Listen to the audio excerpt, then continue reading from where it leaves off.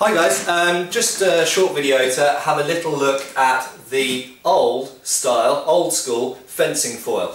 Okay, so the fencing foil was the practice weapon from the probably late 17th century really, for the small sword. Okay, so in the period of the rapier there were practice rapiers which had generally speaking square section blunt blades with like a nail tip head at the end for safety, for thrusting, and in fact they had balls, little padded balls attached to them, and they generally speaking didn't thrust at the face. They didn't have fencing masks, they only aimed at the torso and in some cases the limbs, but usually they seemed to focus on the torso, and hits to the face were regarded as very rude and punishable, but they did have the padded ball on the end so that hopefully they wouldn't damage the person's eyes. Okay.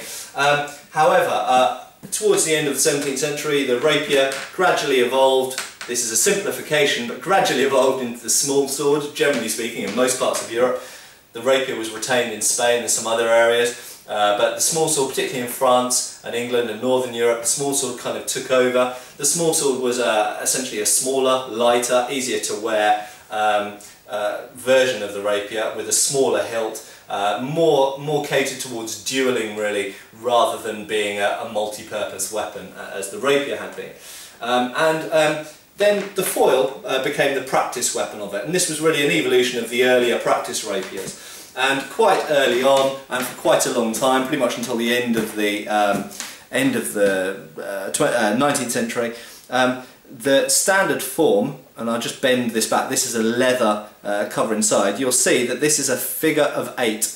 Okay, so unlike a modern foil, which you'll see has a round circular dish protecting the hand, this type of foil was predominant, and it is two rings essentially. This one's made of brass, some of them are made of iron or steel. 2 rings with this hollow in the middle, and just with a pad of leather behind to fill that hole. It was fairly conventional to have the square section grip, which is slightly curved to fit in the hand, you'll notice.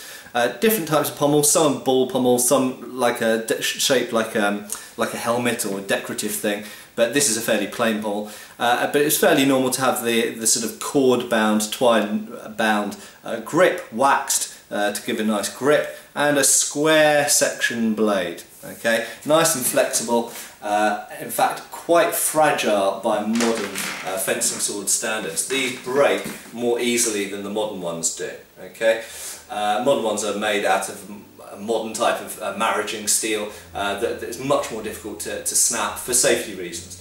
But these, in my experience, the antique foils tend to be thinner. I think pretty much on average they tend to be thinner and a bit more fragile than the modern foils. Largely, I suspect, because historical foil practice was done more carefully than modern Olympic style sport fencing is done. So now it's all about scoring the points and getting the medal. In those days it was really a bit more about doing it correctly, in the correct tempo, not getting a double hit, and doing it the correct way. So it was more of an art form then, and now it's become pretty much pure sport. A bit like comparing old pugilism to modern boxing, perhaps. So there's the fencing foil. It's quite a different beast to the modern fencing foil. And really the last thing I'll say is that for most of the, well, at least for the first half of the 19th century, this was really the only sport fencing sword. There was the gymnasium sabre, which I've spoken about a lot in previous videos, which was the military practice sabre, both for cavalry and infantry officers. And there was the single stick as well, which is an ash, usually ash stick, with either leather or wicker basket hilt to protect the hand, and this originally was the practice weapon for the backsword and broadsword going back into Tudor times, possibly even earlier.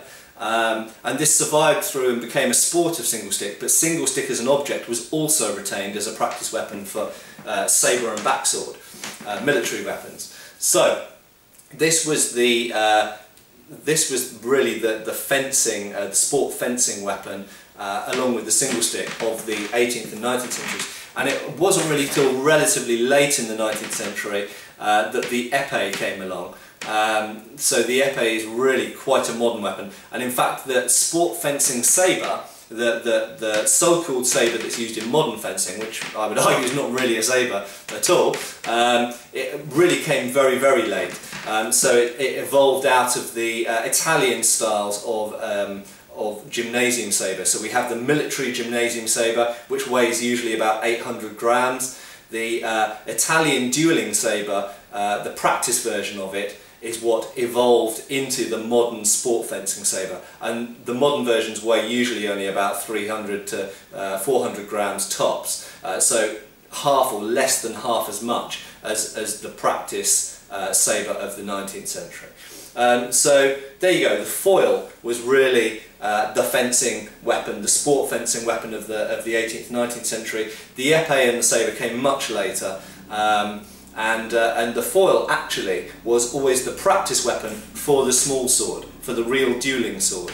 Okay, and it was supplanted by the late 19th century. The épée had, in a sharpened form, had become the épée de combat in French, and that had become the dueling sword, supplanting the small sword. Okay, but this was the original version of that. Thank you.